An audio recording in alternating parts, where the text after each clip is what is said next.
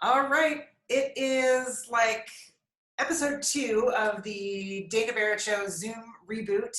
And there has been a lot of confusion about the government's assistance that they're putting out for all of us, individuals and businesses, in the coronavirus moment that we are living in. So I wanted to try to help clear some of this up, at least for small businesses, because I know that's a lot of people and a lot of you. So joining me right now on the fabulous Zoom reboot is Adam Slipakoff. He is a local Atlanta area lawyer who focuses on small business, who was actually on the real Dana Barrett Show many years ago. So Adam, good to see you. Yeah, it's great to see you. Glad you're doing well. I am. It's nice to be in each other's living rooms. Exactly. All right. So I think most people by now have heard of the CARES Act, the multi-trillion-dollar act that the government passed through to try to help. And the small business piece of it is sort of, I think, the most important piece for a lot of folks. So, and I guess is there more than one part to the benefits for small business? There are, yes. There's a EIDL, these economic injury disaster loans, and then the PPP loans, the payroll protection ones. So those are the two parts of the CARES Act that are made for business.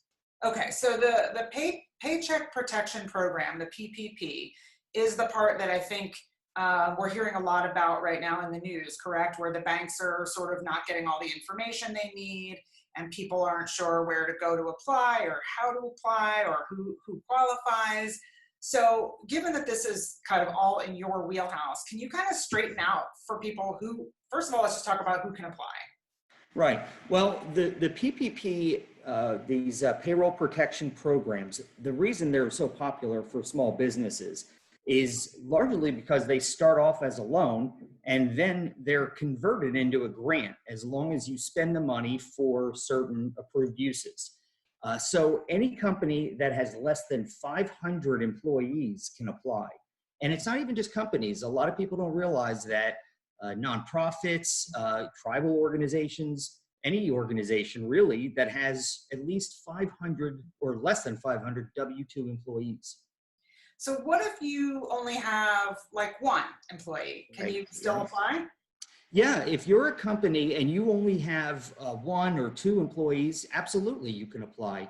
In fact, that's the bulk of the calls that we get. There are a lot of people that have these, especially in the gig economy. There's a lot of independent contractors. Now, there are 2 different deadlines though. So for small businesses that have W-2 employees, they are able to apply now. That opened on April 3rd. And if you're an independent contractor or a sole proprietor, then the applications can start to be received starting tomorrow, April 10th, Friday. So if you're an independent contractor and it's just you, sole proprietor, you do a Schedule C on your taxes or whatever, you can even apply just to protect yourself? You can. And it's interesting, if you are, let's say, a consultant and most of your income comes in a 1099, then yes, you can apply even for yourself. Even if you're an Uber driver or any independent contractor, yes, you can. And sole proprietors who fill out their taxes are reflected on their own personal Schedule C, I believe. Right. They're even eligible as well. So their paychecks can be protected to themselves for up to 8 weeks. Wow. So I understand from just the news that one of the struggles is that people are going to the bank to do the application and then banks are sending them away saying, no, you have to already have a bank account here. There just seems to be some confusion about where to do this and how to do it. Right. It's very unfortunate, like a lot of what's happening right now, that there's so much misinformation and there's a rush because essentially with these cease orders that everybody has to shelter in place, everyone's wondering how they're going to pay their employees, and for contractors and proprietors, how they're going to pay themselves. So even the banks are trying to figure this out as they go. The rules change on this seemingly every single day.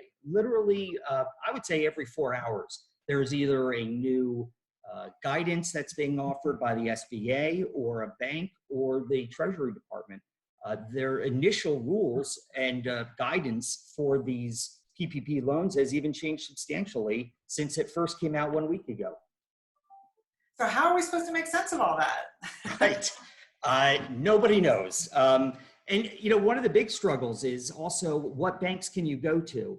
Right. So, for example, the Treasury Department announced that every bank that is FDIC insured will be able to process these PPP loans. The problem is, if you are at a bank that did not have its own SBA department already, those banks, like in fact mine and many local banks, are having to rush themselves to apply for an SBA number so that all of the applications they've been receiving over the last week can be processed as quick as possible.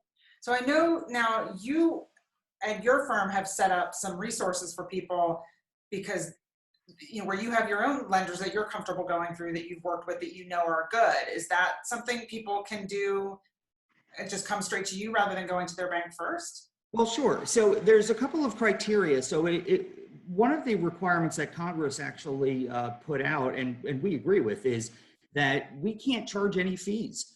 The borrowers cannot be asked to pay anything for applications. So what we're doing is if lenders, and I stress if lenders are willing to pay commissions or agent fees, then we may get paid. But frankly, we're really doing this as an outreach service to a lot of people. We have a lot of clients that they have the immediate need right now, and then there's a lot of people who haven't been clients that are just reaching out to us as quick as possible. And we're walking them through the process. We're calculating how much they're eligible for, what qualifies, what doesn't qualify. And then yes, either they can then submit it to their existing bank, or we can introduce them to some of our lender relationships. Well, let's, okay, so if people do want to do that, Adam, what's the best way to reach out to you, first of all? Well, sure. So the best way to reach us, we have a website that is at www.ppp.loan. That is a very simple one. You can also you can call us directly. In fact, my number I'll put out here is 404-509-8092, and we'll be happy to walk people through the process. So thank you for that. I mean, I think there's so much confusion right now. So, you know, thank you for helping everybody. I've been a small business owner. Technically, I still am with my campaign, a small business owner. And sometimes it is just really frustrating and confusing. I know on my bank, there is a button to click, you know, to sort of start the process. But, you know, there's also all these warnings about response times are slow and if you need help on the phone. And so you mentioned sort of trying to help people figure out how much they qualify for. What is that based on? So that's a great question. And that has been one of the sources of a lot of misinformation and confusion. So initially, when the act was passed, a fair reading of it would say that even companies that pay independent contractors, that you can include them in your eligibility amount, but it turns out you can't. So now the new guidance says that you can only use W-2 employees. So what you do is you calculate all of your W-2 payroll over the last year. So usually starting from all of fiscal 2019, January through December, and then you run out what your monthly payroll is. And then once you have your monthly payroll number, and there are certain things you can add into that, such as employer paid health insurance, the employer's portion of any retirement benefits like 401k, state and local taxes that the employer pays. So once those are all tabulated and you know what your monthly payroll number is, you multiply that by 2.5. So if, just as an example, if a company has a $40,000 monthly payroll on average, and then they spend $10,000 a month on health and retirement benefits, that's a $50,000 monthly payroll. That company would be eligible for to apply for up to $125,000. Okay, so that's supposed to take me through how many months? Yeah, that's once you get the loan, there's a whole separate criteria of how you spend it also. So once you have this number, you multiply your monthly payroll by 2.5. Then you can, once you receive the money, it starts an 8-week clock. And you spend that money on, if you spend it on things like payroll, health insurance, rent or mortgage for the business, or utilities. So those are the 4 main criteria. If you spend the full amount, and in the example I gave, 125,000, if you spend it all on those 4 criteria, it is completely forgivable. So it is essentially a grant. If you spend it on any other things that are not those 4 criteria, then that portion of it is not forgivable. And there are other strings also. You have to maintain your payroll. You can't cut your employees by a certain amount. Okay. So does it actually, here's always been my concern with things like this as a previous business owner. If it doesn't actually cover all those costs, then, and I still can't survive, Yep. I can't cut pay, like I guess I'm wondering if there are any circumstances in which it would not be a good idea to go ahead and get this loan. Like how do you sort of figure out if this is not for me in my small I've almost heard nobody say it's not for them because the interest rate is so low. It's only 1%. Originally, it was going to be only half of 1%, but the banks pushed back. So it is 1%, and it's spread out. Your payments would be spread out over a 30-year period. So it's amortized over that, meaning it's very low. And the fact that it's forgivable. A lot of people are looking at this, and I hate to use this term, but it's largely a gold rush. A lot of companies, they need this money to either survive, and some that don't survive are still applying. And the idea is that if they push this through to their employees, then those employees can keep the engine of the economy running. So that is the purpose of it. There's also no personal guarantees. There's no collateral. And frankly, the company can already have piles of debt. And this can be even at the very bottom of all of those other debts. So the number of companies who have said, this isn't for us, I haven't come across any yet. All right, I heard one other thing that I want to ask you about, and I don't know if it's true, but I feel like I heard somewhere that this is like on a first come, first served basis. Right. What does that mean? Are they going to run out at some point and say, no, screw you? Yeah, that's the scary part, right? A lot of companies, there are so many, not just rumors, but unfortunately, even the administration itself is tripping over itself. In one breath, they're saying, don't rush. This program is going to be open between now and June 30th. However, they allocated just around $350 billion. Well, every bank in the country is being flooded with these applications. And the banks don't have to process them by first in, first out. A lot of banks that I've talked to are putting them based on who they have good relationships with, who has the biggest loans. I imagine that an employer that has 400 employees is going to be put through faster than one that has 2. Now, the Congress is saying repeatedly that they will increase this. This morning, even the Treasury Department said, we will back this up to the tune of $2 trillion. But, these things are anticipated. Congress isn't in session, and we won't know for another week if they truly are going to add hundreds of billions onto this. So that's why I did use the term gold rush. A lot of people are saying they have to get their application in before it runs out.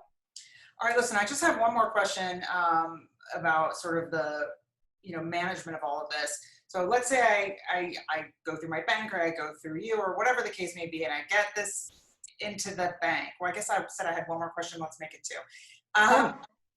How long is it going to take them to get me the money? Right.